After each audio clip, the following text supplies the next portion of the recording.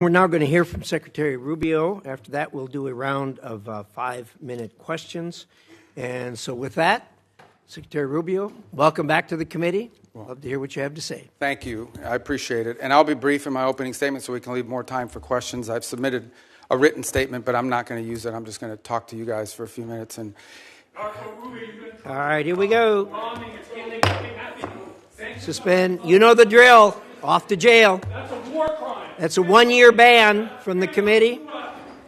Anyone who is a persistent violator will be banned for 3 years. So don't know whether the guy falls in that category. Looks like it. I hope after 3 years he'll find a more productive means of employment. Secretary Rubio, we have 2 hearings a week. You seem to have a more robust following than most of our witnesses that come before us. But anyway...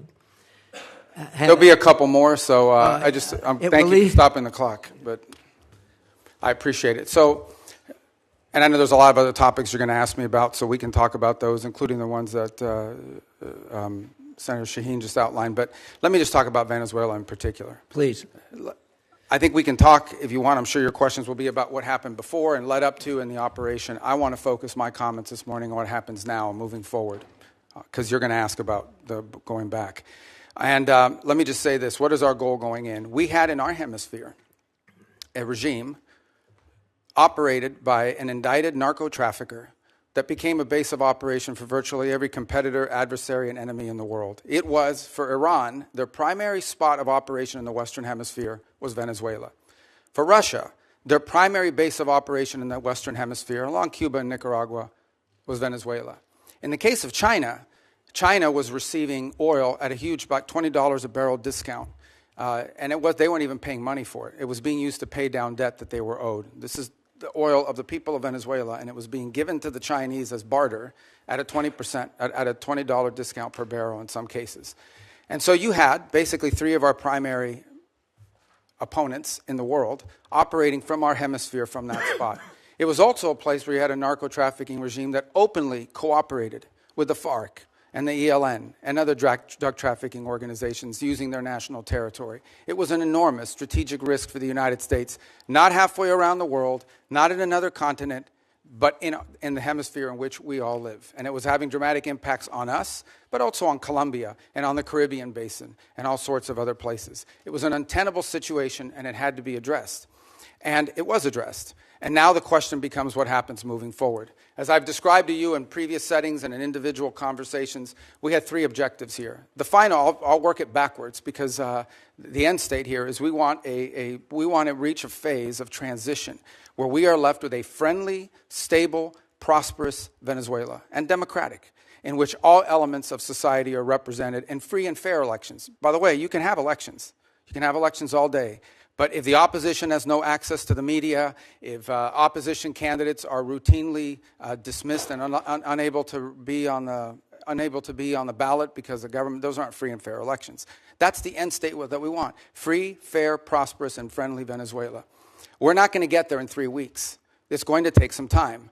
And so objective number 1 was stability. In the aftermath of the removal of Maduro, the concern was what happens in Venezuela. Is there civil war? Do the different factions start going at each other? Are 1 million people crossing the border into Colombia? All of that has been avoided. And one of the primary ways that it has been avoided is the ability to establish direct, honest, respectful, but very direct and honest conversations with the people who today control the elements of that nation, meaning the law enforcement, the government apparatus, etc. And one of the tools that's available to us is the fact that we have sanctions on oil.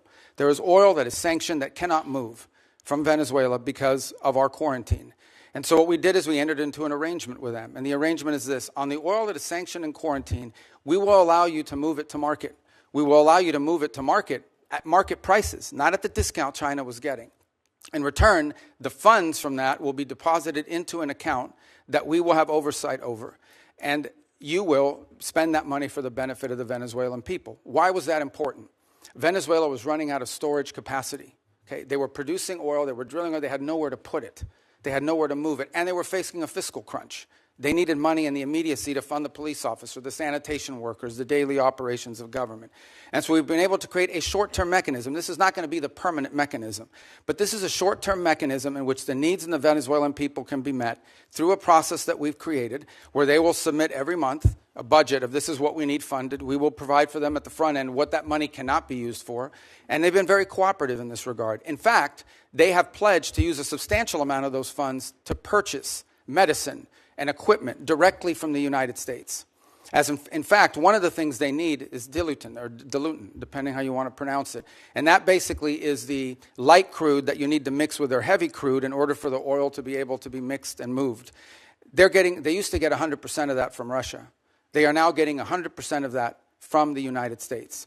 So we're using that short-term mechanism both to stabilize the country, but also to make sure that the oil proceeds that are currently being generated through the licenses we'll now begin to issue on the sanctioned oil goes to the benefit of the Venezuelan people, not to fund the system that existed in the past. The second is a period of recovery. And that is the phase in which you want to see a normalized oil industry. Again, look, we've got plenty of oil. There's plenty of oil all over the world.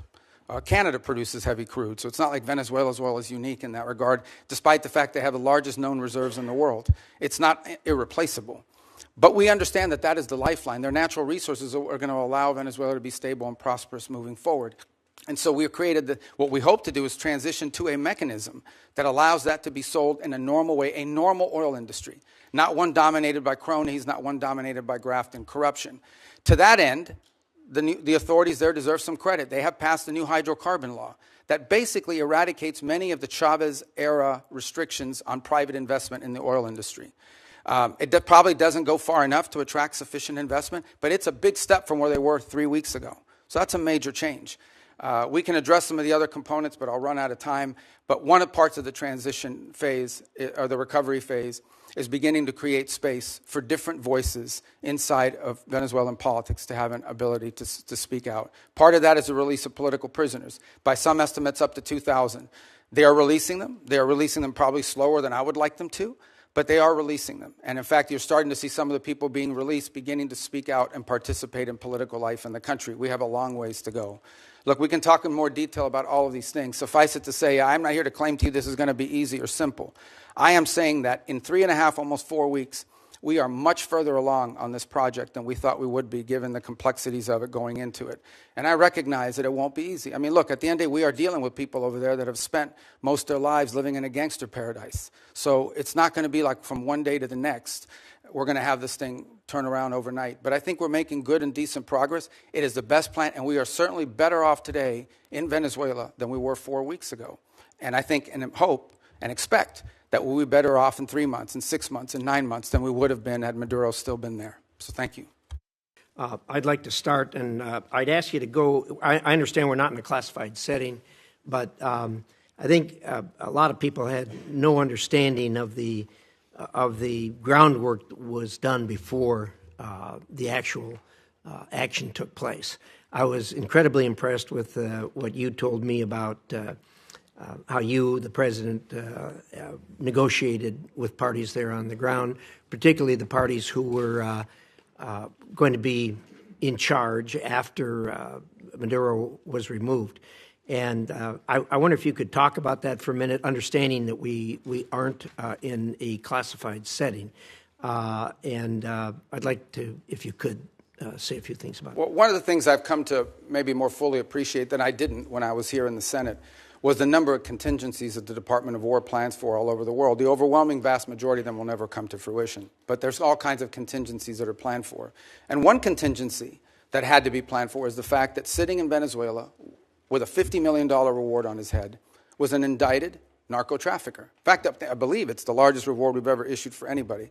I would remind everybody the Biden administration had a $25 million reward on an indicted narco-trafficker, the same person. And so, multiple administrations from both parties have wanted this man arrested. And one of the options the president had before him was the opportunity, if things didn't work out, to go in and remove this individual because he was wanted in a law enforcement operation. Now, obviously, a law enforcement operation against the de facto head of a regime is not as simple as going after some fugitive hiding in a closet somewhere. It required planning, and it required eliminating anything that was a threat to the forces that were going in to extract him. I want to be clear, and I'll share with you what I've shared publicly. We made multiple attempts to get Maduro to leave voluntarily and to avoid all of this because we understood that he was an impediment to progress. You couldn't make a deal with this guy. Okay? This guy has made multiple deals. He's broken every one of them. As a point of example, he made a deal with the Biden administration, and here was the deal that he made. It was a bad deal. We knew he wouldn't keep it. He made the following deal. Pardon my nephews, his nephews, who were convicted narco traffickers, convicted already and serving time in jail. Pardon them. Pardon and release Alex Saab, who was his money man, his bag man, primarily in charge of the portfolio with Iran. Release these people. He, in turn, agreed to release some political prisoners, which he did. Many of them were subsequently exiled or rearrested, and that he would hold free and fair elections, which he did not. In fact, he basically disqualified María Corina Machado and any other candidate, and Edmundo Gonzalez ends up being the nominee for the opposition party simply because they forgot to ban him, and they forgot to put him on the ban list. And then despite that, he loses an election that everyone around the world recognizes as an illegitimate election. So he's made previous deals. In fact, he's broken so many deals, not even the Vatican has been willing to interact with Maduro in the past because he's broken so many of these deals. He's just simply not a guy you can make a deal with. He had no intent of keeping it. What he wanted to do was tap us along and buy 3 years of time until he could deal with a new administration that he thought may be more favorable, et cetera. He was an impediment to progress. None of the things we're talking about now, not the release of political prisoners, not the transition of the oil industry to a legitimate oil industry, not the erosion of Iranian, Russian, or Chinese influence. None of these things would have been possible as long as Maduro was there. And so this was one option that was available to the president after exhausting every other option to remove this individual from the scene. Again, I'm not here to tell you these are all going to be roses along the way and it's all going to go perfectly. But for the first time in 20 years, we are having serious counter-narcotic talks with Venezuelan authorities about going after narcotics organizations. For the first time in 20 years, we are having serious conversations about eroding and eliminating the Iranian presence, the Chinese influence, the Russian presence as well. In fact, I would tell you that there are many elements there in Venezuela that welcome a return to establishing relations to the United States on multiple fronts. We are at the end talking about a Western country that has a long history of cooperation and work with the United States. At one time, Venezuela, pre-Chavez, was a very strong U.S. ally. And we hope to get back to that point. We're not there. This thing still is in its infancy. But I certainly think a lot of progress has been made in that regard. I was impressed with your description of the fact how careful you were in the operation not to dismantle either institutions or infrastructure because you wanted to see the Venezuelan people take that over and get back on their feet again. I think that was really a wise decision to make and have it as surgical as it was. The last thing I'd ask about, if you could touch on for just a minute, is I know you spent a considerable period of time negotiating with the people that were going to do day-to-day operations, the Venezuelans who were going to fill the vacuum. How's that going, and how do you feel about where we are there? Well, first of all, let me understand something. I spent 14 years in the U.S. Senate going after these people pretty hard, along with many of you. So, I mean, I understand who they are, and I understand this portfolio from a personal level quite well. So we're very realistic about what we're dealing with here. We also understand that in geopolitics, sometimes that's required. And in this particular case, there are an alignment of interests. And we certainly think that the approach we're taking is preferable to some of the other alternatives that people speculate about or fear. And I would say at this point, I do have to characterize, again, being realistic, clear-eyed, and understanding that there will be impediments and unexpected events along the way. What we have found so far is cooperation, respect, dialogue, and it's not just me. As has been reported in the media, Director Ratcliffe traveled to Caracas and met with leaders there and discussed important items of potential cooperation. I've also discussed, and I think I've alerted some of you, that we have Laura Dogue, who was our ambassador to Nicaragua in the past and to Honduras, will be taking over the Venezuelan Affairs Unit, first in Bogota, but ultimately in Caracas. We've had a team on the ground already there. We already had 70 locally employed that sort of maintain that facility, but we have a team on the ground there assessing it, and we think very quickly we'll be able to open a U.S. diplomatic presence on the ground, which will allow us to have real-time information and interact, by the way, not just with officials in the regime and with the interim authorities, but also interact with members of civil society, the opposition. We think we're going to be much further along when we get them along the way. They've been very cooperative on that front. Obviously, there's some hard asks along the way. We'll see what the response is to those.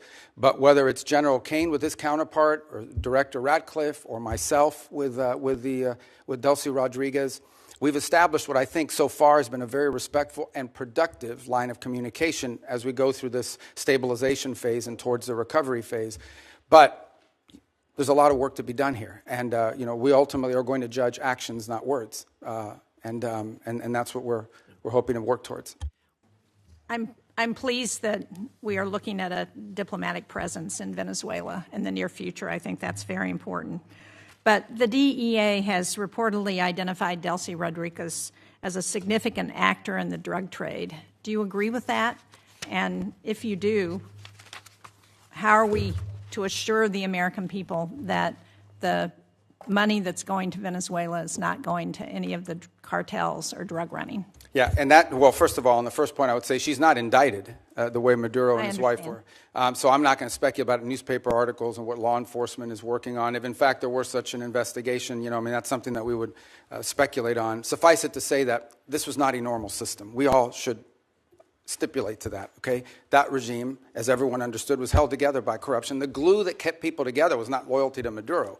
It was the fact that these 5 guys had 5 separate oil fields that were assigned to them. These people had drug routes. I understand that. So that's going to be clear. I'm not defending the regime. In fact, I'm concerned that we haven't really changed the regime enough, and that America's dollars are still going to drug runners and to significant organizations who we don't want to have benefit from the funding that we're selling now of oil and providing to the Venezuelan government. Look, I acknowledge that we are dealing with, I told you, with individuals that have been involved in things that in our system would not be acceptable, to us in the long term. By no means is our policy to leave in place something permanent that's as corrupt as you've described.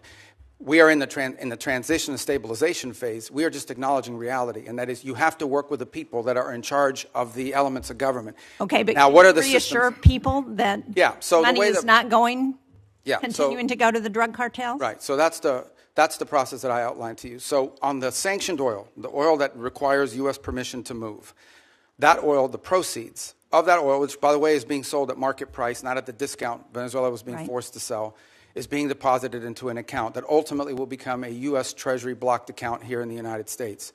They will submit, we will, at the front end, say this is what this money can be spent on these things. We will submit to them. They will submit to us a budget request. We want to use this money for these things, and part of the proceeds will go to fund a audit process to make sure that that's how the money is being spent. And that's how we intend to handle those funds in the short term. There's an actual audit process that's been set up. It will be set up, and we have a couple options. One option is the XM Bank. They have expertise as bankers and being able to do some of that option. There may be some others in place. We haven't finalized what that audit process would be. We've only made one payment, and that payment we did, and retrospectively will be audited. But it was important we made that payment because they had to meet payroll. They had to keep sanitation workers, police officers, government workers on staff. It was a $300 million payment. Right. So it's been reported that the oil sold for $500 million, that $300 million went to Venezuelan government. What happened to the other $200 million? It's still sitting in the account, is my understanding at this time. The account in Qatar? Well, the account, yes, but that will ultimately be that's a short-term account. Ultimately, it will be a U.S. Treasury blocked account in the United States. And will it also be audited? Correct. Well, the audit will be on the expenditures. At the front end, we'll tell them this is what the money can be spent on. Again, I'm not talking about all the other revenues the Venezuelan government may have. We're talking about the revenues from the sanctioned oil. At the front end, we will say this is what the allowable expenses are.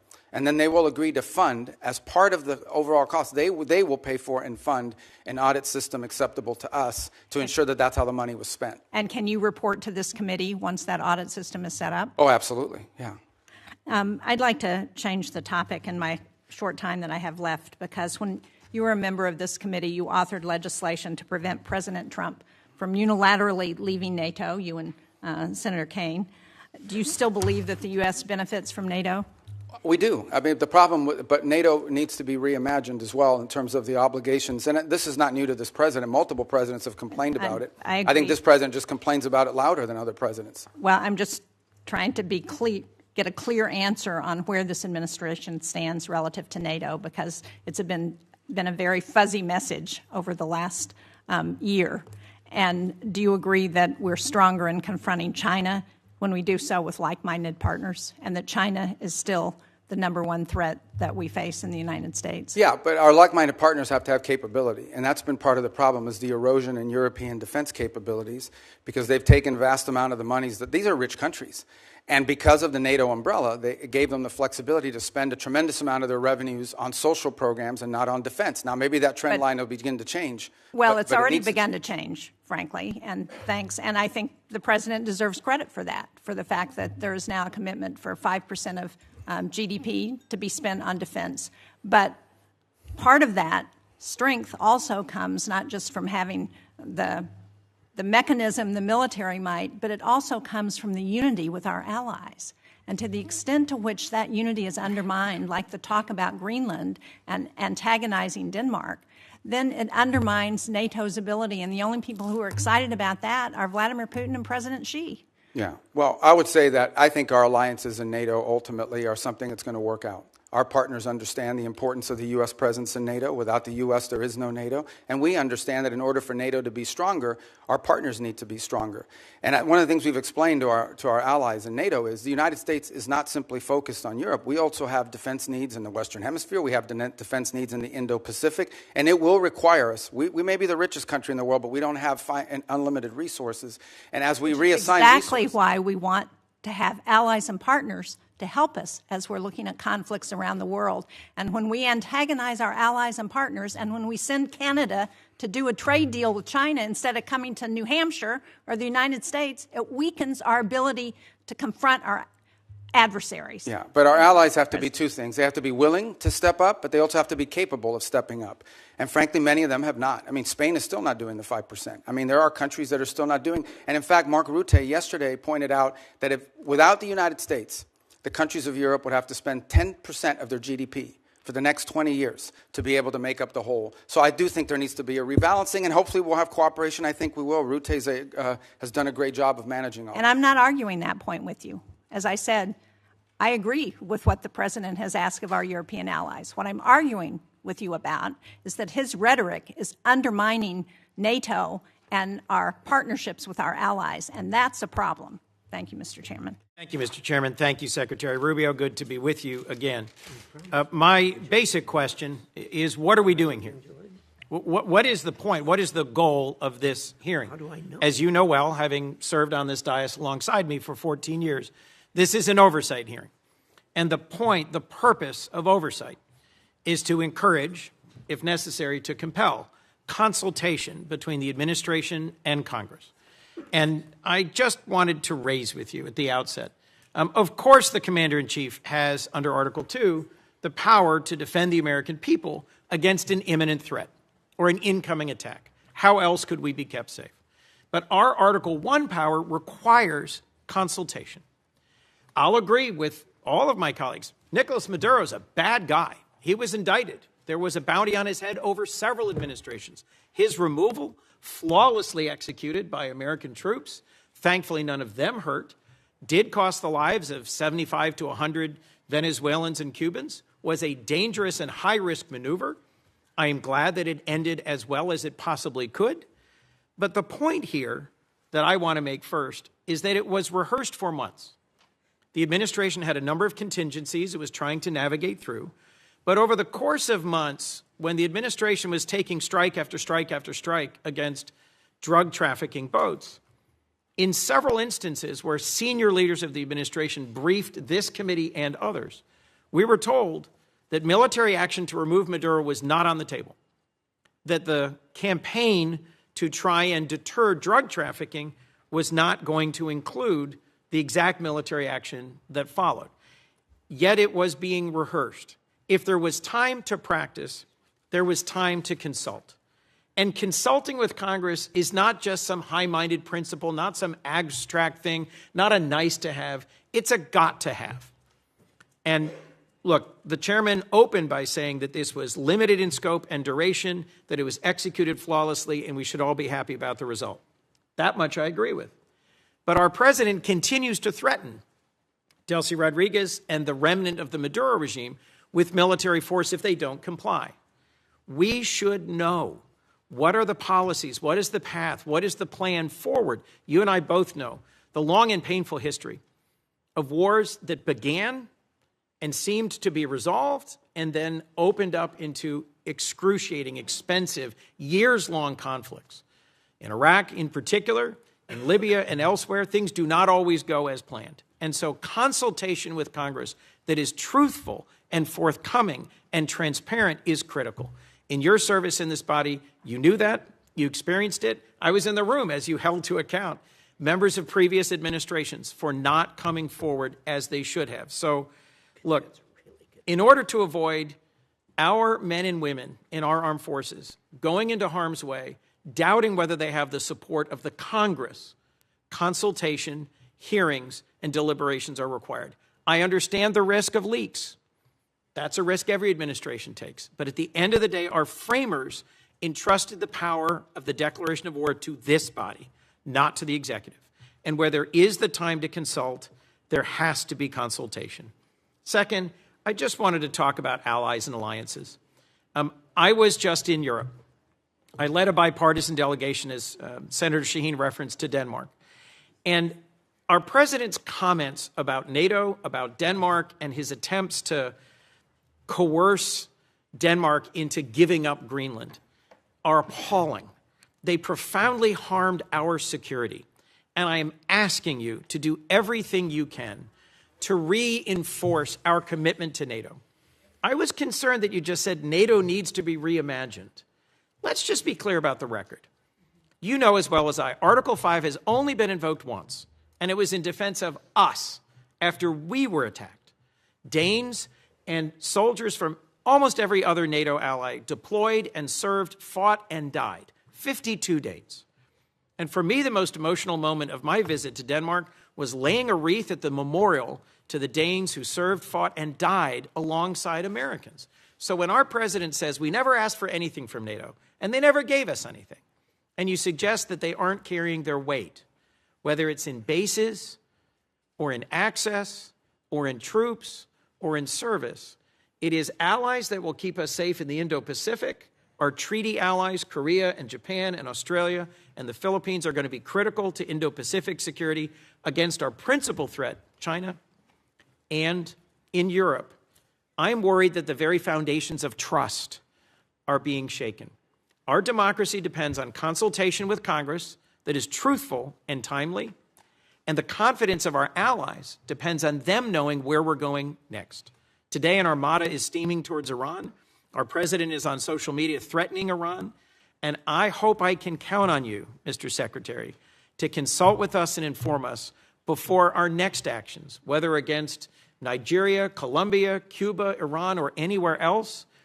And I hope and believe that I can count on you to reinforce the sanctity of NATO, not to reimagine it, but to reinforce it.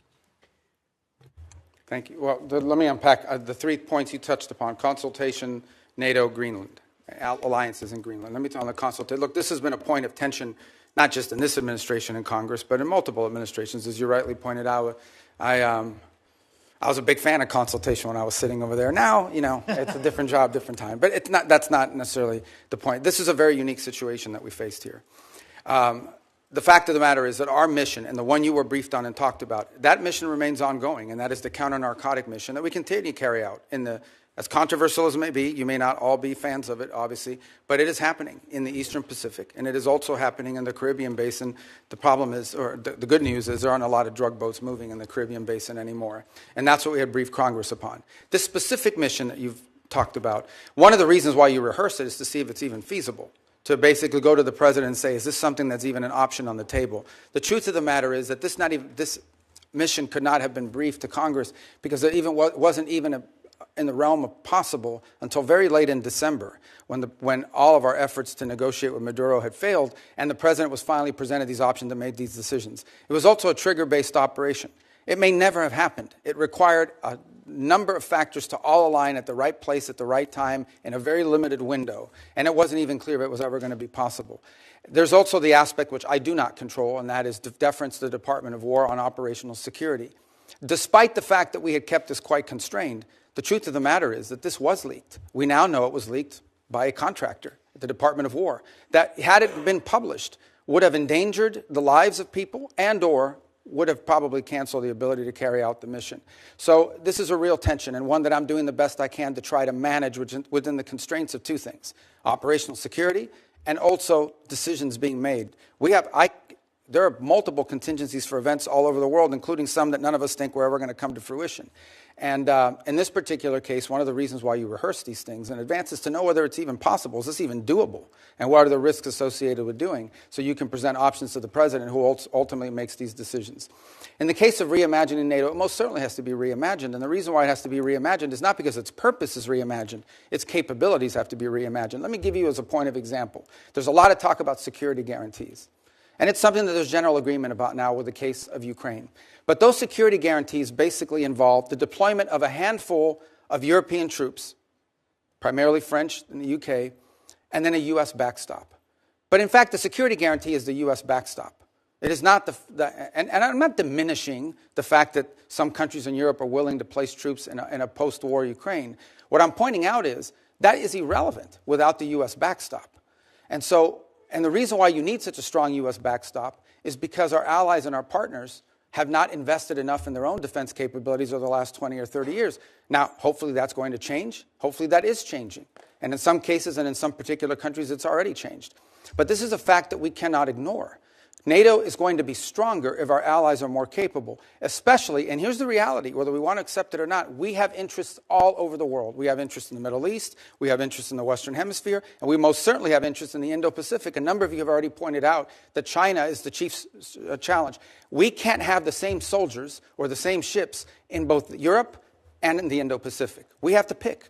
No matter how many ships we build, no matter how many capabilities we grow, we're going to have to make these adjustments. And the stronger our partners are in NATO, the more flexibility the United States will have to secure our interests in different parts of the world. That's not an abandonment of NATO. That is a reality of the 21st century and the world that's changing now. In the case of Greenland, I'll say we're in a good place right now. We had excellent meetings with the Secretary General of NATO. In fact, even as I speak to you now, there'll be some technical level meetings between us and our partners in Greenland and Denmark on this issue. And I think we have in place a process that's going to bring us to a good outcome for everybody. The president's interest on Greenland has been clear. It's a national security interest. It's a long-standing interest that predates this administration. It's one that our allies acknowledge is real. I think we're going to get something positive done. We're going to begin that process in a very professional, straightforward way. It begins today, and it'll be a regular process. We're going to try to do it in a way that isn't like a media circus every time these conversations happen, because we think that creates more flexibility on both sides to arrive at a positive outcome.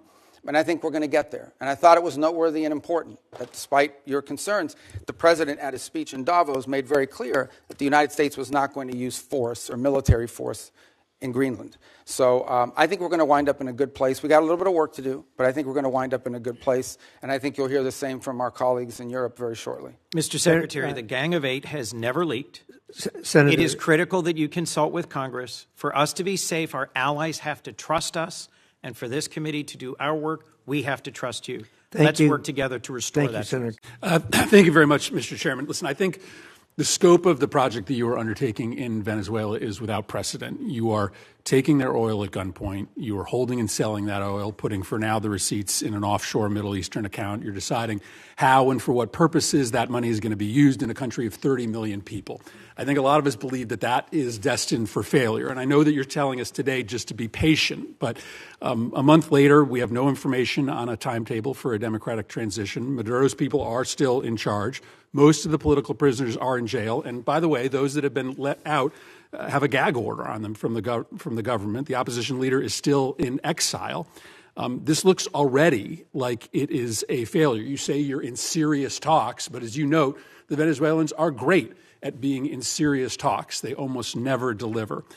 So I'm just going to give you my three questions and hope that you'll answer them, because I do think we want to try to understand how to judge the efficacy of this as time goes on, because I worry you won't be back before this committee anytime soon, and to understand whether this is just facilitating corruption, both in Venezuela and here at home. So here are my three questions. First, reports are that you've given no-bid licenses to 2 companies to sell Venezuela's oil. One of them is a massive donor to the president. To many Americans, that reeks. And so my question is, can you commit that partners for future sales are going to be chosen through a fair, open selection process? Second, if Delcy Rodriguez, who is an unelected leader, the head of Maduro's torture operation, is still in power 6 months from now, does that mean that your policy is a success or failure? How do we judge when we've had enough of Rodriguez? And third, in your testimony, you reserved the right to use force again in the future if the Venezuelan government isn't complying with your requests. So if, for instance, they refused to give you access to the oil in the future, if they said, we're just going to keep it for ourselves, would this cause you to consider military action? And do you concede that if you're using military action simply to try to compel cooperation from the government, you absolutely need congressional authorization for that? So if you can answer those 3 questions. So the first question was about the trading companies. The second is about Delcy still in power 6 months from now. 6 months from now. And the third is on the use of force. Yes. Okay. On the first one, the 2 traders. So here's the problem we faced. The problem we faced in the short term is they had no place to put oil.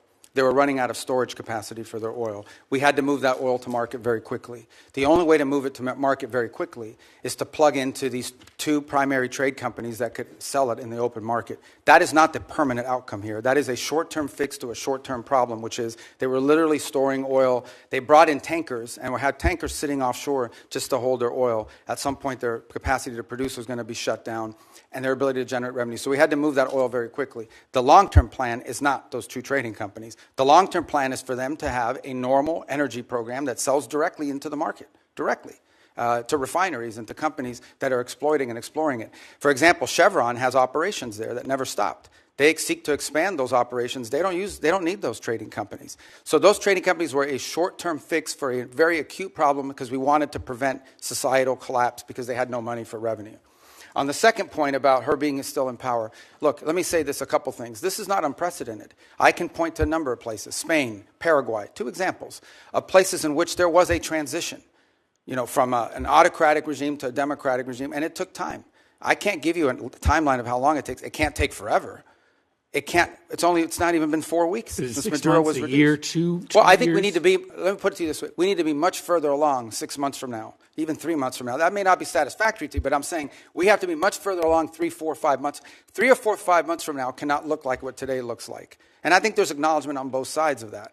I can probably give you a better answer, and this is not deflecting, when we finally have people on the ground like the ambassador and the team around her on a daily basis that are interacting. Because one thing is for me to pick up the phone and talk to Delcy Rodriguez 3 times a week. Another thing is to have someone on the ground on a daily basis that's following these events, is talking to civil society, but also engaging with interim authorities.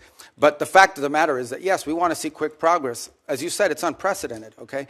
All I'm saying to you is, before this was stagnant. Before this, we had spent 14 years, you were involved in some of those efforts, 14 years trying to change the dynamic in Venezuela. 13, 12, 11, 10, it was a big part of my career in the Senate was spent on this. This is the first time in over a decade that we see even the glimmer of an opportunity to change conditions. A lot of that will depend on us, but a lot of that will depend on them. And it also will depend on the rest of Venezuelan society. How quickly can we get all these Venezuelans that want to go back to Venezuela and participate in civic and economic life back to Venezuela? That's going to be critical here. We recognize that. So yes, we have to be much further along in 6 months. We expect to be further along. And if we're not, I'll tell you. We'll tell you. On the third point of use of force, look, the president never rules out his options as commander-in-chief to protect the national interest of the United States. I can tell you right now with full certainty, we are not postured to, nor do we intend or expect to have to take any military action in Venezuela at any time. The only military presence you'll see in Venezuela is our Marine Guards at an embassy.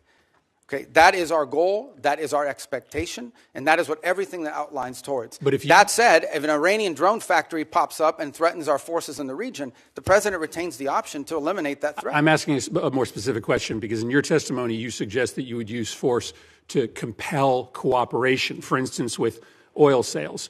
Do you agree that you have to come to Congress to get authorization if you were simply using force to try to compel cooperation? Well, there's two things. There's the It seems like under the easy War answer. Powers Act. No, under the War Powers Act, if we're going to be involved in something that's going to put us involved in a sustained way, we have to notify you within 48 hours after the fact, and then if it's going to last longer than 60 days, we have to come to Congress with it. We don't anticipate either of these things having to happen. Everything is moving in a very different trajectory right now. On the other hand, if we tell them we don't want to see drones from Iran, as an example, pointed at the United States or threatening our forces or our presence in the region or our allies' presence in the region, and they refuse to comply with that, the president does reserve the option in self-defense to eliminate that threat. We don't see that. We don't anticipate it. But it could happen.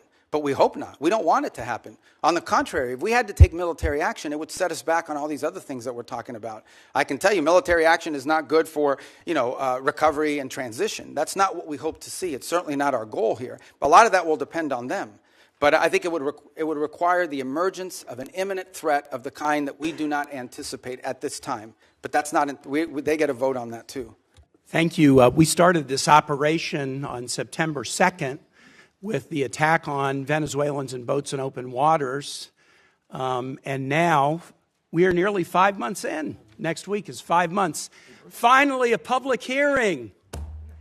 Wow, how novel. Finally, a public hearing in the Senate or House. This is the first public hearing we've had. 200 folks who are on secret designated combatant lists have been killed. U.S. troops have been injured. Hundreds of millions of dollars have been spent. An armada amassed. The announcement of a new Monroe Doctrine, which does not land well in the Americas. Democrats have been asking over and over again, can we have a public hearing? Can we share what we know with the American public? Finally, a public hearing. But even that hearing is constrained. I'd like to talk about the complete weakness of the legal rationale about the strikes on boats in international waters, but I can't because the administration has only shared it with members in a classified setting. I can't tell you why the domestic rationale is hollow and the international rationale is hollow. I can't tell you why the rationale for attacking Venezuela is hollow because, again, the rationale has been shared with us in a closed setting. I can't share with you the grim details of the murder of shipwrecked survivors in open waters that we all know because we've seen the videos and we've questioned the U.S. military officials involved about legality because the administration will not release that publicly. They released the boat strike videos publicly, but they hid the second strike that killed struggling shipwreck survivors, even from Congress, for nearly 3 months, but I can't really talk to you about it.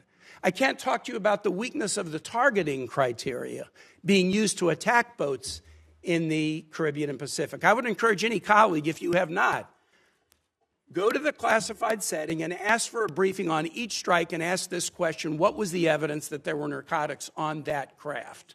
You will be very surprised if you ask that question about every strike. And so even in this first public hearing, 5 months in, there's a lot we can't talk about. If it was such a righteous operation, why is the administration and the majority in this Senate so jealously protecting the details about it from being revealed to the American public? I have Virginians deployed in this operation. I can't answer their families' questions. Thank God we're having a public hearing 5 months in. This is supposed to be the greatest deliberative body in the world. Mr. Secretary, who won the July 2024 Venezuelan presidential election? Oh, I think the whole world would acknowledge it was Edmundo Gonzalez. Who lost that election? Maduro. And his vice president, Delcy Rodriguez. Now, you have made the decision, the administration has made the decision in the aftermath of the attack that Delcy Rodriguez should be leading the country. Let me read something that President Trump said about her on January 14 about Delcy Rodriguez, who lost the election with Maduro. We just had a great conversation today, and she's a terrific person. I mean, she's somebody that we have worked with very well. Let me tell you what Delcy Rodriguez said the day after Venezuela was attacked. Governments around the world are simply shocked that the Bolivarian Republic of Venezuela is the victim and target of an attack of this nature, which undoubtedly has Zionist undertones. What the hell did Delcy Rodriguez mean when she said this attack had Zionist undertones? I'm assuming you have no idea.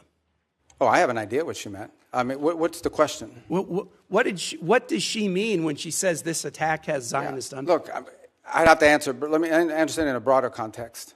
No one here is telling you that this is what we want to see in the long term. Okay.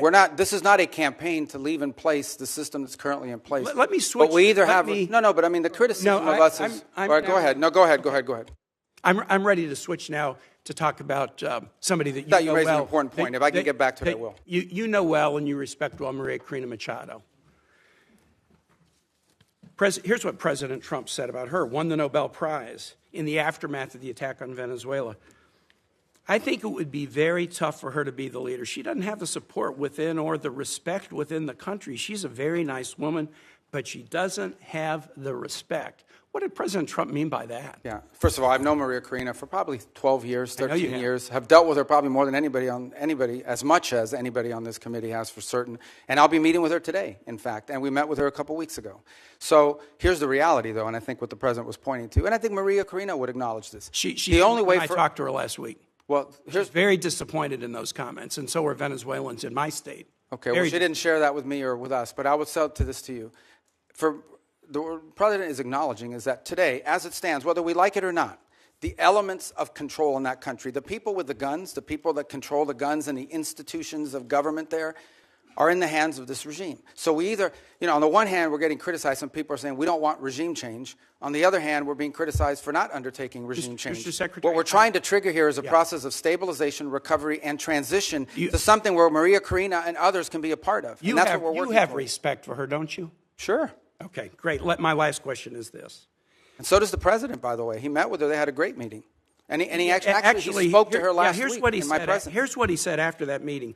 We're talking to her, and maybe we can get her involved in some way. I'd love to be able to do that. Maybe we can do that. We'll set the terms for this Nobel Prize winner having a leadership role. Last question is this. You talked about the speech in Davos. Here's something the president said in Davos. I'm helping NATO until the last few days. When I told them about Iceland, they loved me. They're not here for us on Iceland, that I can tell you. Our stock market took the first dip yesterday because of Iceland, so Iceland has already cost us a lot of money.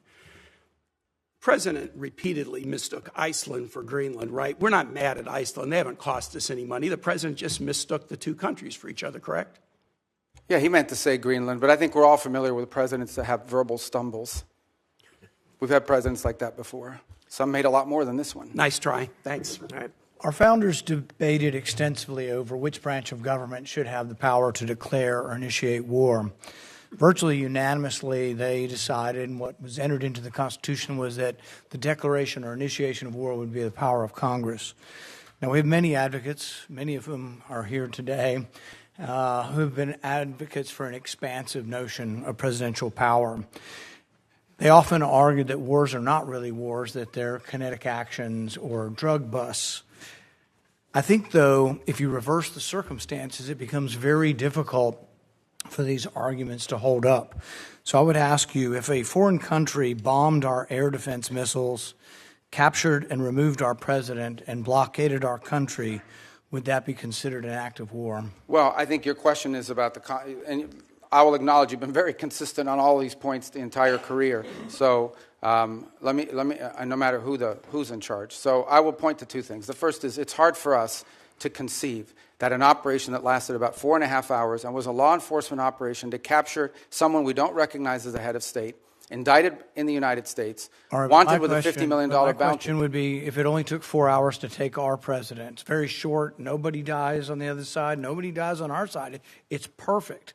Would it be an act of war? We just don't believe that this operation comes anywhere close to the constitutional definition of war. But would it be an act of war if someone did it to us? Nobody dies, few casualties, they're in and out. Boom, it's a perfect military operation. Would that be an act of war? Of course it would be an act of war. I'm probably the most anti-war person in the Senate, and I would vote to declare war if someone invaded our country and took our president. So I think we need to at least acknowledge this is a one-way argument. One-way arguments that don't rebound, that you can't apply to yourselves, that cannot be universally applicable are bad arguments.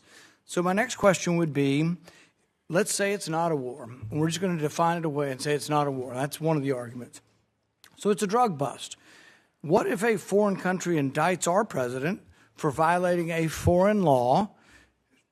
Should we extradite our president, or should we be okay if they come in and get him by force? Look, I think ultimately we're always going to act in our national interest. And so if somebody comes after our national interest, like the case you've described, which obviously does not exist at this time, but the case you've described, the U.S. always has the right to act in its national interest and to protect itself. So really I don't know about this equivalency. Well, does this justify them doing it? We're always going to do what's best for the United States and America. We're always going to protect our system. But the point isn't, and you're exactly right, we will act in our national interest, and we should. So I'm not disagreeing with you at all. What I'm saying is, though, that our arguments are empty then. The drug bust isn't really an argument. It's a ruse. The war argument, not a war, is a ruse. It's not a real argument. And we do what we do because we have the force, we have the might. We do it because it's in our interest. So we wouldn't let anybody come in, bomb us, blockade us, and take our president. We've had arguments about legitimate, illegitimate presidents, bad elections, rigged elections. So there's all kinds of same arguments that we've had in our country that they've had in Venezuela. But we wouldn't argue for an indictment. And these things aren't idle speculation. I mean, Netanyahu's been indicted by the ICC.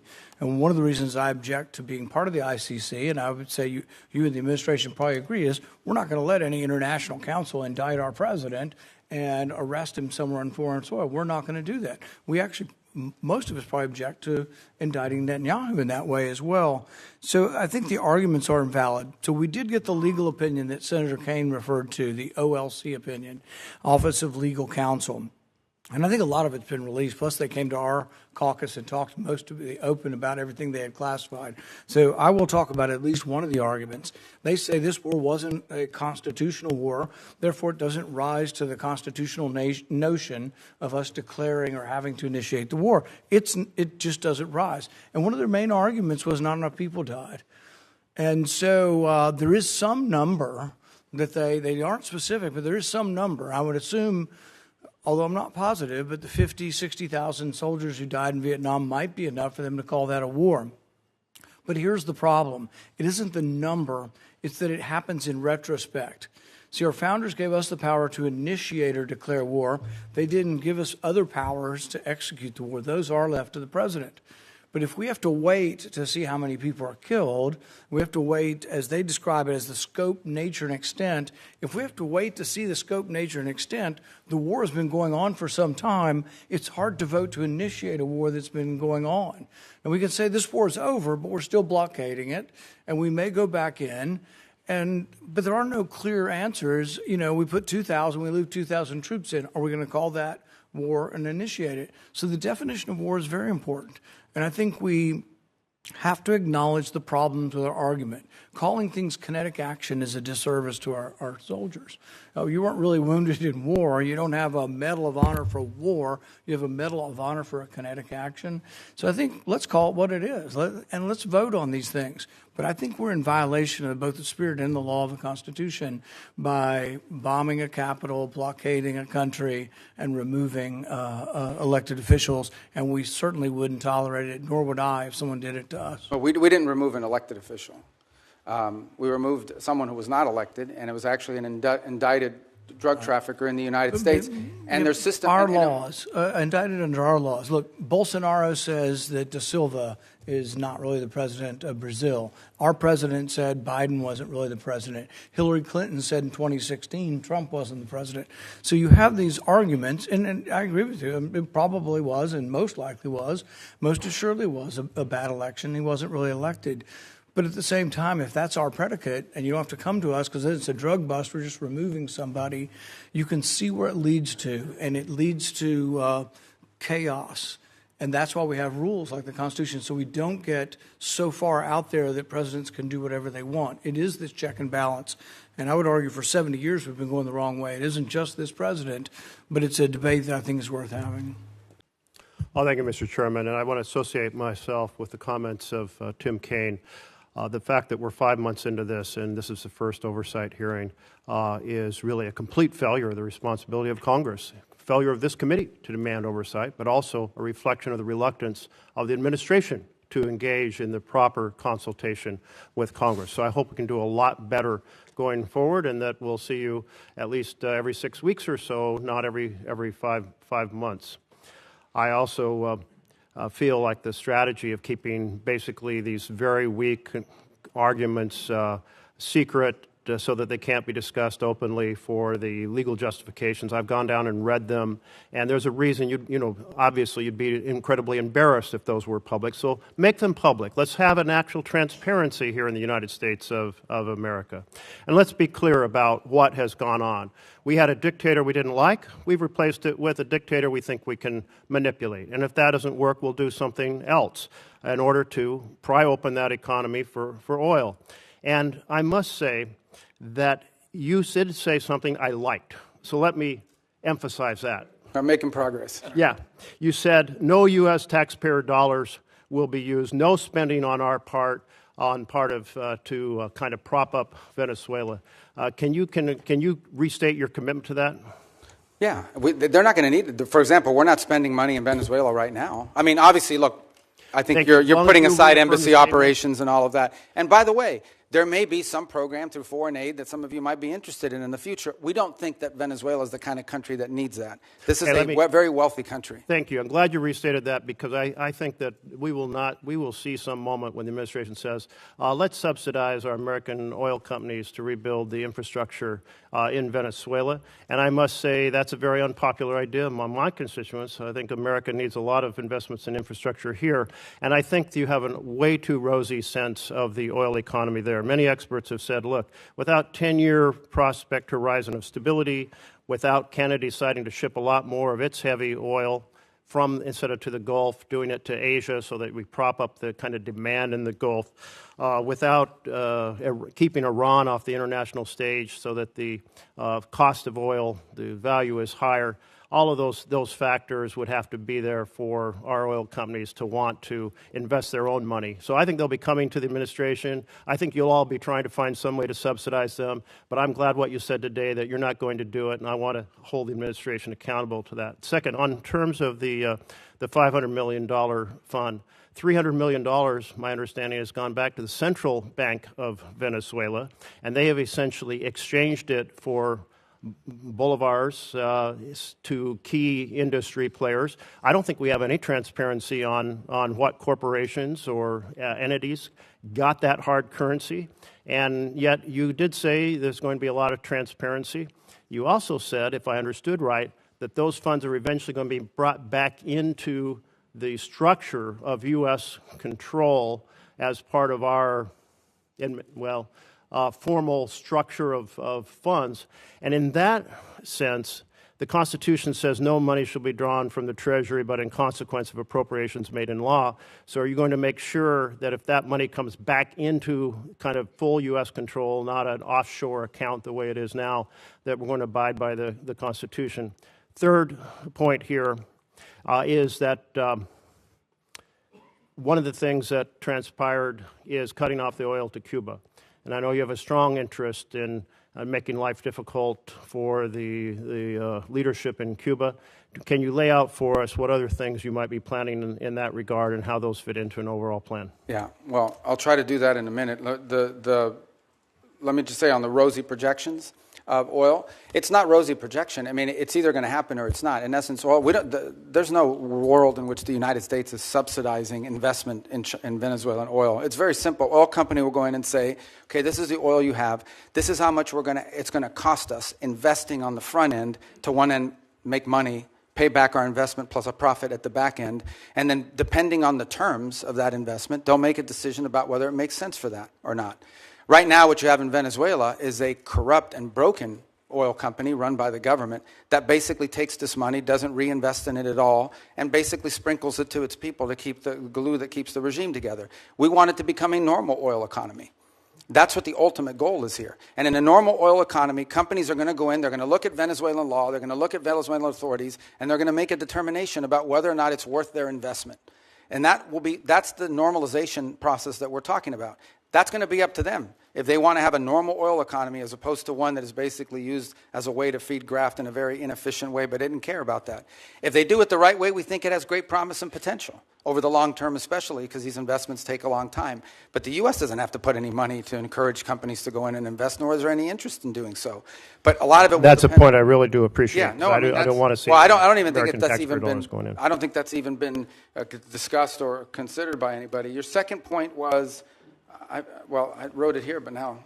It's the $300 million I left here, being I've had to start redistributed using to these. I corporations in Venezuela. And The second one was what, I'm sorry? Lack of accountability over that. The $300 million Oh, yeah. has already been distributed. On the account. So that's not the permanent structure we want to see. In the long term, we just want them to have a normal industry where the companies are involved in there, they're selling it directly to the market, and we're out of that game. What we're talking about now is the sanctioned oil, the oil that's under our sanction. So we have to monitor how that money moves. So yes, the first $300 million moved for the following reason. We would all agree we didn't want to see systemic collapse. Like one of the things a lot of you told me you were worried about on the short term is this is going to trigger internal chaos in Venezuela. 1 million people are going to storm the border with Colombia. Colombia even stood up troops to their border to prevent it. Brazil was worried about it as well. It's going to lead to fighting in the streets between rival factions and shooting. None of that has happened. And key to that stabilization is ensuring that the government had enough money to meet payroll and meet their basic needs as part of the stabilization. We should not confuse stabilization with transition. This is not what the permanent structure is going to look like. The Treasury's handling the structuring of that account, so I would refer you to them, and I can get you an answer for them as to what the legal framework of that Treasury blocked account is going to look like. That would be very helpful, because what you just mentioned, money to meet payroll, is very different than what we've heard about the money being used to give hard currency to key corporations inside of Venezuela, which would not be meeting payroll. Well, this is where complete oversight is required. Well, we'd like to have transparency over how that's made. Yeah, remember, the first $300 million we're going to have to, on that one, because of the urgency in moving funds to keep the place stable, is going to require us to undertake a retroactive audit of how that money was spent, the first $300 million. But there's probably another $2.5 to $3 billion down the pike at some point, which will have front end through this process I described. I'm not sure if you were here where I described it, and we're still finalizing it. But basically, the way it would look is we would send them a letter saying, on the sanctioned oil proceeds, this is what it could be spent on, and you have to agree to contribute, you have to agree to pay for an auditing system to make sure that that's how it's being spent. That's the process we're trying to create. Again, on Friday will mark the 4-week mark of this all began. I understand, we live in a world where the items move very quickly. This was front page news of 3 weeks ago when we scheduled this hearing, and today other items have captured the attention, but we remain focused on it. So it's only been 3 or 4 weeks, but that's the process we're setting up with Treasury, and obviously as we finalize it, we'll provide that to you. But this is not permanent. This is not the system we want to see in place in the long term. We want to see a normal country. What was your third question? Cuba. Oh, Cuba. Cuba. Oh, okay. I'll tell you about Cuba. Secretary Rubio, as you know, in our home state, this was very popular. Cubans, Venezuelans, Nicaraguans, basically everybody in Latin America has been fighting. A lot of them are in Miami, as you know, because they've had to leave these countries because of socialism and lack of opportunity. So what the president did, the willingness of the president with your support and with Pete Hegseth's and military was very, very, very well thought of. So the first thing I want to say is on behalf of Floridians, thank you for what you guys did. Now the next is everybody has these ridiculously high expectations, which we all do. We would love to have a free and fair election tomorrow, where there was you knew that there was no oppression. Everybody wanted to run; they could run. So, tell us how should Venezuelans and Cubans and Nicaraguans look at this, and how patient should they be, and what would be the milestones you would give them to look at to say we are making progress? Well, first I would remind everybody, let's just go back 6 months, 8 months, a year ago at this time. The Venezuelan challenge for us was frozen. It was a frozen situation. We had a regime that was entrenched. Its opposition was either in hiding or had been forced overseas. Edmundo Gonzalez lives in Spain. María Corina is no longer, she's very brave. She stood there as long as she could, but she had to leave. The others are in jail. They were increasing their relationships and outreach with Iran, and currently have existing ones with Russia, Cuba, and China. And other than more sanctions and more speeches and more threats and whatever, it was a frozen situation. Now, for the first time in literally a decade, there is the opportunity that something could change. There's not the guarantee that something will change, but there is the opportunity that something will change. We have changed that dynamic. which goes back to the question that Senator Merkley had about Cuba. What we are looking for is the opportunity for a change in dynamic. That's a country that's been backwards. It has no functional economy. The people, you can call them Marxist, we can call them communist, but not even Lenin would recognize this version of communism and Marxism that they've instilled in Cuba. It's an economic model that hasn't worked anywhere on the planet. The suffering in the rural areas of Cuba are acute and they're deep. And it's not because of the embargo. It's because they don't know how to run an economy. How is it the fault of the U.S. embargo that Cuba, one of the world's largest sugar producers, now imports sugar? Because no sector of their society works. It's frozen and it's broken. But in the case of Venezuela, we have a glimmer of hope now, the opportunity to change the dynamic. Now, what that will require is smart decisions on our part, but ultimately it will require decisions made by Venezuelans, both those currently in charge of the interim authorities and those who may be in charge in the future as well to step forward. It is our sincere belief that the only way you're going to have a free, prosperous Venezuela that's allied with the United States is one in which every sector of their society is represented in their politics. And that includes many people who currently live abroad. And even the opposition, people like to say the opposition is very diverse. There are members of the opposition that were once part of Chavismo and turned against it. There are members of the opposition that have never been Chavistas, like María Corina Machado, and have been very forceful against it. So that broad sector has to be represented as well. So you have to have a process of internal reconciliation that allows these voices to begin to participate in the political life of that country, and that ultimately bring us to a point in which you can have a country where all of these elements of their society are represented in their politics. And look, there's a percentage of the Venezuelan population, I don't know what the number is, whether it's 15 or 20, that may not have liked Maduro, but are still committed to Chavista ideology. And they'll be represented in that platform as well. They may not win elections, but they'll be involved in this. That'll be up to the Venezuelan people. But our desire here is to have, what's the end state? We want a Venezuela that has legitimate democratic elections, sometimes elects leaders that are friendly to the United States, sometimes elects leaders that maybe are not the person we would have wanted to win, but that's not unique for us. That happens all over the world. We're not disputing that Petro is the legitimately elected president of Colombia, and yet he doesn't always say nice things about us.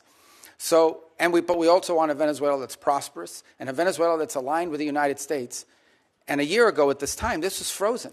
Now we have a real opportunity not just to create change systemically within that country through our help, but their efforts, but also one that is no longer a base of operation, the central base of operation for every geopolitical adversary we have. And that's what Venezuela was under Maduro, and that's what we hope and intend to change.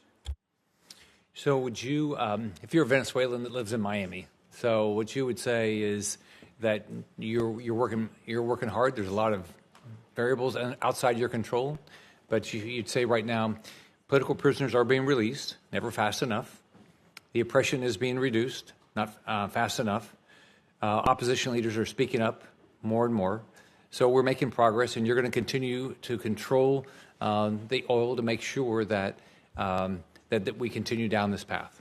What I would say is that we share the same goal and the same outcome we want for Venezuela. And the question is, we have to do it through a realistic process and it has the highest chance of success. Okay, the way to view it, if you use the medical analogy, is this is a critically ill patient that has suffered some very serious things. They've broken their leg, but they also have a ruptured, spleen or something. You've got to deal with the life-threatening first before you deal with a broken leg. And even when you deal with a broken leg, there's going to be a period of rehabilitation. You don't just go from having your leg repaired in a surgery to running on a treadmill the next day. There's going to have to be a process here. But the process has an arrow moving towards accomplishments, achievements, and positive things. What I would say to the people who I know quite well as you do is, for the first time in over a decade and a half, there is the real possibility of transformation. And a lot of it will depend on them, because there are many people living in Florida and across the country who would like to go back and be a part of Venezuelan economic life. Many of them are eager to do so. And they're going to need them. Venezuela is going to need them to come back and rebuild the businesses that were taken or lost and engage themselves in both civic and economic life. But again, I remind everybody, on Friday will mark the 4 weeks since this happened. I get it. We all want something immediately, but this is not a frozen dinner you put in a microwave and in 2.5 minutes it comes out ready to eat. And these are complex things, and we've seen this play out. I've used the example of Paraguay and Spain. There are others where there is a transition from autocracy to democracy. It's not linear. It's, in some cases, there are ups and downs along the way, but it's trending in the right direction so far, with the recognition that more work needs to be done. Thanks for your hard work. Mr. Secretary, I want to expand a little bit on the question that Senator Barrasso raised about Venezuelan oil. But primarily what I want to do is focus on something that's come to be known as the shadow fleet or ghost fleet of Russian and Iranian oil that's been used, that's subject to sanctions, which has, with the complicity of Venezuela, been used to evade sanctions to help fund the Russian war against Ukraine and help Iran remain the #1 state sponsor of international terrorism and fund its proxies, which have been responsible for so much death and misery in the Middle East. So it strikes me that Venezuela, even though it has a lot of oil, has been more involved in trying to assist its allies, namely Iran and Russia, in circumventing these sanctions to help them fund their nefarious activities, both in the Middle East and in Ukraine. But obviously, they're also a source of additional energy, which is needed by China. Can you help us understand that better? And is the law enforcement operation to arrest Nicolás Maduro and the current status of our engagement with Venezuela helping us deal with that ghost fleet or the evasion of sanctions? Yeah, on the first point, on the second point, absolutely it's helping us deal with it because it's a complex situation to describe. The oil in Venezuela we all think is under the control of one entity, and some of it is. But you literally have a place in which certain individuals, the glue that held the regime together was corruption and graft. Like people said, I'm supportive of this regime, and they didn't, not because they liked Nicolás Maduro, but because Nicolás Maduro set up a system that guaranteed them a profit. Some people were making that profit from drugs. Some of them were making it from stealing money from their food program called CLAP. Some of them were making their money from an oil field that was literally given to them in exchange for buying them their loyalty. Some were making their profits from all three, and other activities. So there's no doubt that his removal has created the conditions to begin to move away from that. That's why we sanction their oil. The ghost fleet exists for the following reason. When something is sanctioned, when we say it is illegal for them to move this oil, none of the traditional legitimate tankers will carry that oil. They won't touch it because they don't want to be sanctioned by the United States. So you have to turn to these pirates. You have to basically turn to these ships that are either falsely flagged, meaning they're flying the flag of Liberia, but they don't really have a Liberian flag, or are stateless in their capacity. And they have to turn to them, and they turn to these vessels. And these vessels are made up with crews from all over the world. We seized one where the majority of the crew members were Ukrainian. We've seized others, the majority of them are Russians, and a mix, and what have you. And so what's happened is a lot of this oil is going, a lot of this shadow fleet oil is going even outside the PDVSA system. And those are the ones that we have now been seizing as well as the ones that are involved outside the PDVSA system. Our goal is to rope all of this illegal oil into a channel that goes into this account that ultimately goes to the benefit of the Venezuelan people. This is an interim step. This is not the way we want the oil industry to look like in perpetuity. This is simply a way to provide revenue so that there isn't systemic collapse while we work through this recovery and transition phases. So there's no doubt that when Maduro was there, we had no cooperation on any of this. Zero cooperation. But I will tell you this. Since the time Maduro was removed, not a single illegal ship has headed towards Venezuela. And the ones that you hear us seizing are all the legacy ones that took off or have been seized in the past.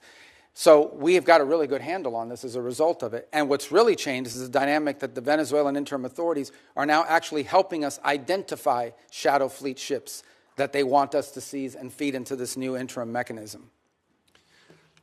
So let me turn to Iran. Obviously, the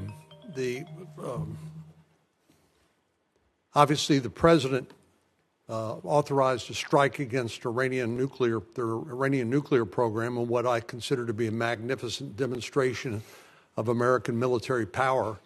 And even though the arrest of Nicolás Maduro was not primarily a military operation, but they provided the support to law enforcement authorities as they executed an arrest warrant against Nicolás Maduro.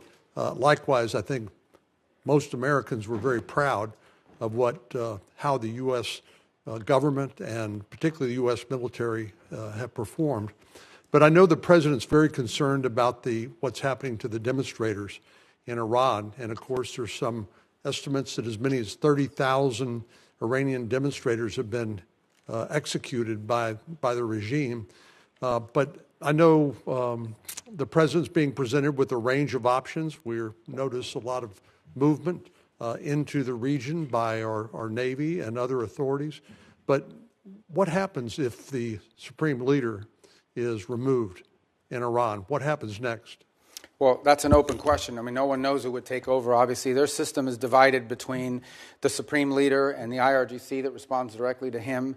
And then you've got these, quasi-elected individuals, the ones that wear the suits on television who are part of their political branches, but ultimately have to run everything they do by the supreme leader. So I don't think anyone can give you a simple answer as to what happens next in Iran if the supreme leader and the regime were to fall, other than the hope that there would be some ability to have somebody within their systems that you could work towards a similar transition. I would imagine it would be even far more complex than the one we're describing now, because you're talking about a regime that's in place for a very long time. So that's going to require a lot of careful thinking if that eventuality ever presents itself. On the issue of our presence in the region, here's the baseline I want to set for everybody. The baseline is this. We have 30 to 40,000 American troops stationed across 8 or 9 facilities in that region. All are within the reach, theoretically, not theoretically, in reality, all are within the reach of an array of thousands of Iranian one-way UAVs and Iranian short-term ballistic missiles, short-range ballistic missiles that threaten our troop presence. We have to have enough force and power in the region, just on a baseline, to defend against that possibility. That at some point, as a result of something, the Iranian regime decides to strike at our troop presence in the region. The president always reserves the preemptive defensive option. In essence, if we have indications that, in fact, they're going to attack our troops in the region, to defend our personnel in the region. We also have security agreements, the Defense of Israel Plan and others, that require us to have a force posture in the region to defend against that. And so I think it's wise and prudent to have a force posture within the region that could respond and potentially, not necessarily what's going to happen, but if necessary, preemptively prevent the attack against thousands of American servicemen and other facilities in the region and our allies. I hope it doesn't come to that. But that's, I think, what you're seeing now is the ability to posture assets in the region to defend against what could be an Iranian threat against our personnel. They certainly have the capability to do it because they've amassed thousands and thousands of ballistic missiles that they've built. Despite the fact that their economy's collapsing, they keep spending money on that. Thank you. Thank you. Okay, Senator Duckworth. I thank my colleagues. My daughter has dental surgery, so they're being very kind so I can get her through that. Thank you. Mr. Secretary, last March, the President invoked the Alien Enemies Act, a notorious wartime law last used for Japanese internment. He said that he was responding to the Maduro regime's supposed invasion or other acts of war against the United States. But in recent weeks, you, the Department of Justice, and our friends across the aisle have repeatedly said that we are not at war with Venezuela. Secretary Rubio, if that is true and we are not at war with Venezuela, will you advise the President to rescind his invocation of the Wartime Alien Enemies Act? Well, that was a mechanism to remove people from our country that prevent grave danger. So, for example, we know for a fact that Tren de Agua is a very dangerous gang. In fact, I believe, if I'm not mistaken, I may have been the first member of Congress. This is a wartime act, Mr. Secretary. Well, are we currently at war with Venezuela? No, we're not in a state of war in Venezuela. Okay, the Supreme Court has described the Alien Enemies Act as a wartime power, our Supreme Court. And before now, the Alien Enemies Act was only invoked during the War of 1812, World War I, World War II, when it was used to intern thousands of innocent civilians. Are you really arguing that the President should be able to wield an internment law? No, but we're talking about two separate things here. So you're talking about the state of Venezuela or are describing the regime. And we're talking about, but what the President designated. Invoked the Alien Enemies Act. I know, Senator, but let me be clear with you. No, but what the President was talking about are these gangs that have, and these narco-trafficking groups that are waging war on the United States. There's no doubt. These groups have waged war on the United States. They have waged, for example, Tren de Agua is not just a criminal gang presence in our street. It is a criminal gang directly responsible for narco-trafficking. The Trump administration has acknowledged that the vast majority of the men it rounded up and deported to torture under this law had no criminal records whatsoever. We didn't torture anybody. Over 75%. Who did we torture? We haven't tortured anybody. We've arrested people that are members of gangs and we've deported them. We don't want gang members in our country. Investigations have found that many of the men were here legally. If the administration is willing to lie about who it's targeting under this law, what protections do totally innocent people have against abuse? Again, I want to ask you, will you advise the president to rescind his invocation of the Wartime Alien Enemies No, of course Act? not. I mean, these are people that are threats to the national security of the United States. But I've described this in hearings in the past, including So before you're you guys. saying that we're at war? We are absolutely, when it comes to narco trafficking groups and criminal gangs that are targeting the United States for criminal We're in a activity, state of war. there's no doubt about the fact that we're So then, confronting them in do a the warlike setting international because laws they're of waging war war on us. apply, and do the Geneva Convention They're waging apply? war against us, and they're enemy combatants as a result of it. And the fact of the matter is that we are confronting these irregular groups, and that's one of the great challenges of the new century in this hemisphere in particular, is that these non-state actors who possess state-like capabilities in terms of their weaponry pose a grave danger to the United States. I don't think any American would dispute that we have cartels that pose a threat to the national security with of the all United of the States. other laws of when it comes to warfare. I mean, you're saying that he can invoke this wartime power. No, I'm saying, you're asking me, I'm here to discuss foreign policy and what's in the realm of the Department of State. Well, I think your questions are better directed to the invoking Department the of Alien Justice. Enemies Act, But I would tell which you is that a wartime, which is something that Yeah, but you're Supreme asking me a Court question said that's- can be invoked during All right, wartime. but you're And it's asking only me a been question invoked that's during the more War of appro- 1812, World War I, and World War II. You're it's only asking been me a invoked 3 question- times, and this president is invoking it. Okay, you're asking me a question about the domestic application of a law that's best directed not to the a Department of complication. Justice. It's No, not a it is complication. It's because very you're asking me simple. something to opine on something that's in the realm of the Department of Justice in terms of its domestic application. I can tell you that the United States is most certainly confronting terrorist and criminal organizations operating in our hemisphere that pose a grave danger to the United States. Anyone who believes that gangs that flood our country with fentanyl Right, or let me cocaine ask you are this. not threats to the United States is not living in reality and certainly does not reflect the opinion of most Americans. The president already said that he was ready to put American troops in Venezuela again. So we're at war right now. When did he So say if that? things don't go well with the Chavistas you've empowered, When did the what president is your say he was gonna put criteria for troops in returning Venezuela? a military option, what is your criteria for returning to a military option and putting boots on? Well, I don't recall the president saying he was going to put troops in Venezuela. Where did he say that? I'm asking you, what are your? But that's what you said. I didn't remember the the president has already saying said that he was ready to put American troops in Venezuela. that. No, I think the president has said that he retains the right as commander-in-chief to protect the United States against any imminent threats. Maybe that involves troops. Maybe that involves air power. We hope, but we don't anticipate that being the case in Venezuela. I worry that you are playing fast and loose with our nation's Well, I just gave you military. And testimony let me here. just say, I just want to conclude by Yeah, saying, but I just gave you testimony of how well things are moving forward, not as fast as but everybody you would like. also said So that in 6 or 9 months, if things don't go well, you're going to have to do something else. And the president's already said that he's not ruled out the military option. And you've also just said that, yes, we are at war. The president has But wartime every powers. president retains so the power to use military to it's reasonable for me protect. to ask you. And I gave you a very specific example. Every president retains the right to defend the United States against an imminent threat. Yes, if there are just give you an example, Iranian drones deployed in Venezuela that could threaten the United States, we most certainly will address that, even if it's located in Venezuela. But we hope we don't get to that point. We don't expect to get to that point. I don't think that we're not trending in that direction. That's a fact. But that said, on the one people hand, of America people are here worried that unhappy this is we're a president cooperating who with engages Venezuela. in yet On the other hand, another they want us to forever go to war, with Mr. them. Secretary. What's We that? don't need to be in another forever war, and that is the path that we are going towards. And let me just say, Well, how are we going towards a forever war if we're dealing with you're not Delcy ruling out a Rodriguez every military day? option. You're not going to ask him to rescind his invocation of the Alien Enemies Act. That puts Americans in jeopardy. And let me just say something about the president's recent comments about NATO allies. When I served in Iraq, there were Polish forces there with us. There were British forces there with us. There were Spanish forces there with us. I personally landed in Elzi, España,